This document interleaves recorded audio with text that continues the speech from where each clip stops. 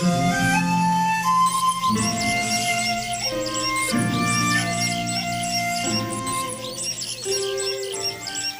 The lord. మన ప్రభువును మన రక్షకుడైన యేసుక్రీస్తు వారి శక్తి కలిగిన బలమైన నామంలో మీ అందరికీ మా హృదయపూర్వక వందనములు. మీరందరూ ఎలా ఉన్నారండి? దేవుని యొక్క కృపలో మీరందరూ వర్ధిల్లుతున్నారని, దేవుడు మీ పట్ల జరిగిస్తున్నటువంటి కార్యములను మీరు మాకు తెలియజేస్తున్నప్పుడు కామెంట్స్ ద్వారా, ఫోన్ కాల్స్ ద్వారా ఆయన చేసినటువంటి ఆశ్చర్యాలను మాకు తెలియజేస్తున్నప్పుడు మేము ఎంతగానో దేవుణ్ణి స్తుతిస్తున్నాం. దేవుని నామానికే మహిమ కలుగును గాక. ఈ రోజున కూడా ఒక చక్కని వాగ్దానాన్ని దేవుడు మనకు అనుగ్రహించాడు. ఆ యొక్క వాగ్దానాన్ని మనము ధ్యానం చేసుకుందాం. కీర్తనల గ్రంథము 109వ కీర్తన 4వ వచనాన్ని చదువుకుందాం. నేను చూపిన ప్రేమకు ప్రతిగా వారు నా మీద పగబట్టి ఉన్నారు, అయితే నేను మానక ప్రార్థన చేయుచున్నాను. హల్లెలూయా. దేవుడి నామానికి మహిమ కలుగునుగాక. దేవుడిచ్చినటువంటి వాక్యమును మనం ధ్యానించుకుందాం. నేను చూపినటువంటి ప్రేమకు ప్రతిగా అంటే దావీదు చూపినటువంటి ప్రేమకు ప్రతికగా వారు ఏం చేస్తున్నారంట? నా మీద పగబట్టి ఉన్నారు. ఎవరైతే మనం ఎక్కువ ఇష్టపడతామో, ఎవరి పైనైతే మనం ఎక్కువగా ప్రేమను పెంచుకుంటామో వారి ద్వారానే మనకు కీడు జరుగుతుంది.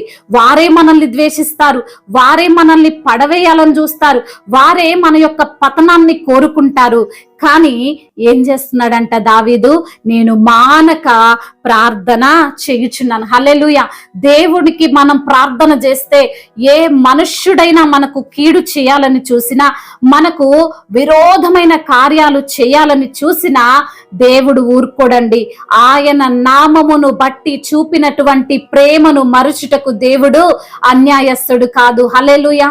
మన దేవుడు న్యాయవంతుడు, మన దేవుడు సర్వశక్తిమంతుడు.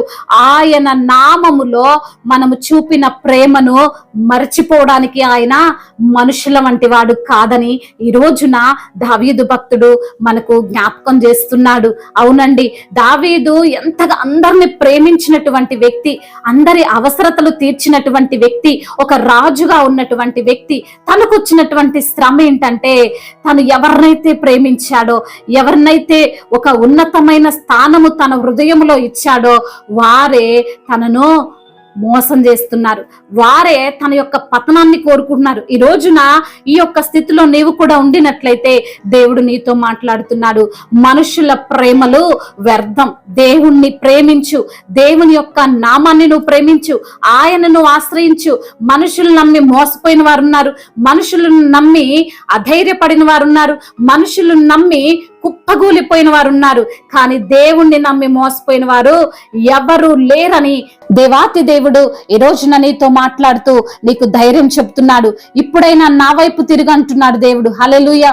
నువ్వు మనుషుల తట్టు తిరిగి ఈ రోజున మోసపోయిన స్థితిలో, నిందల పాలైన స్థితిలో, అవమాన పాలైన స్థితిలో ఉంటే దేవుడు నీతో మాట్లాడుతున్నాడు. నన్ను నమ్ము. దేవుణ్ణి నమ్మిన వారు ఏ నాడు మోసపోరు, ఏ నాడు సిగ్గుపడరు.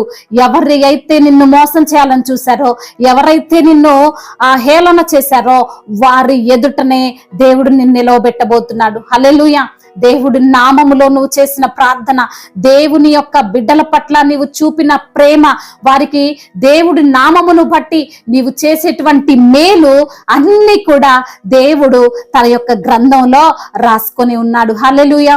నీవు అనుకుంటున్నావు, నేను ఇప్పటి వరకు అంతా వృధాగానే ప్రయాసపడ్డాను, వృధాగానే నా యొక్క అందరికీ నేను సహాయం చేసుకుంటూ వెళ్ళాను అని నువ్వు ఈరోజు బాధపడుతున్నట్లయితే దేవుడు మాట్లాడుతున్నాడు. ఆయన నామములో నువ్వు ఏది చేసినా అది ఏది కూడా వృధాగా పోదు.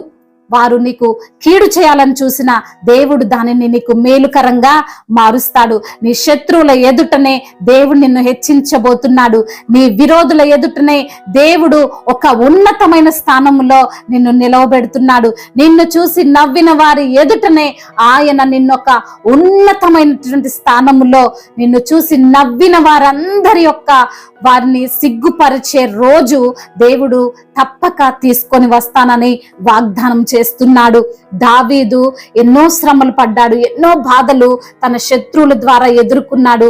దేవునికి మొర్రపెట్టగా ఆ శత్రువుల ఎదుటనే ఆ శత్రువులనే దేవుడు అనగదొక్కి దావీదును దేవుడు హెచ్చించాడు.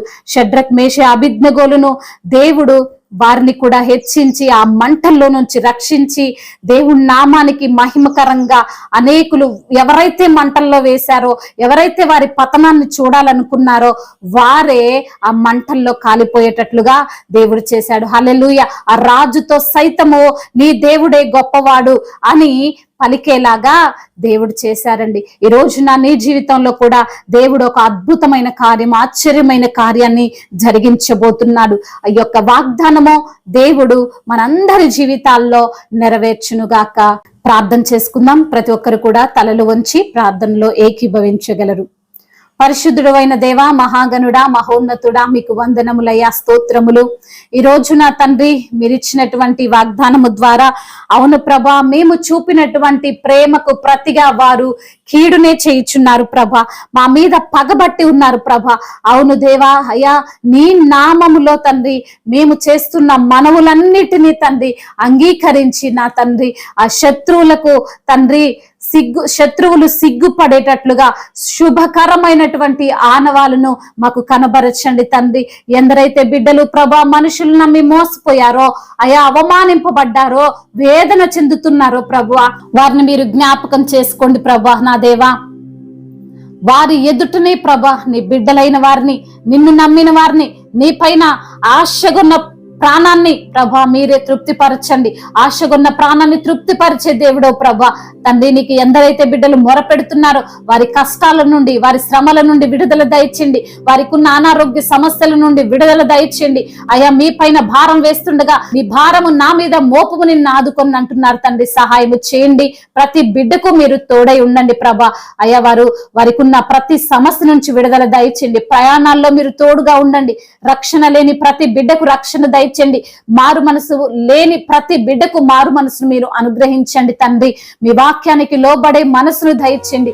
మీ యందు తండ్రి విశ్వాసం ఉంచే మనసును వారికి దయచేయమని బ్రతిమిలాడుకుంటూ తండ్రి ఇంతవరకు చేసిన ప్రార్థన అంతటిని మీ పాద సన్నిధిన చేర్చుకోమని మానాథుడు, సర్వశక్తిమంతుడు, సజీవుడు, బలవంతుడైన యేసుక్రీస్తు వారి ఉన్నతమైన మహిమగల నామంలో ఈ ప్రార్థనను అడిగి వేడుకొని పొందుకొని ఉన్నాము మా ప్రియ పరలోకపు తండ్రి.